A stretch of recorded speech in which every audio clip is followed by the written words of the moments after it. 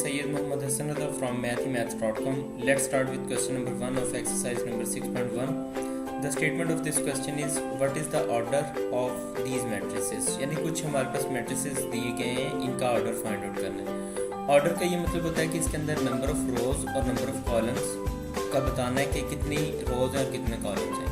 तो इस order में सबसे पहले हम rows को नंबर ऑफ़ रोज़ लिखते हैं और बाद में हम इस नंबर ऑफ़ कॉलम्स लिखते हैं. तो जैसा कि हम मैट्रिक्स ए है, मैट्रिक्स ए के अंदर अगर हम देखें तो यहाँ पे एक ये रो है और एक ये रो है, यानी यहाँ पे दो रोज़ हैं, एक ये और एक ये रो, दो रोज़ हैं और इसके अंदर दो कॉलम्स हैं, एक ये कॉलम है और एक ये कॉलम है.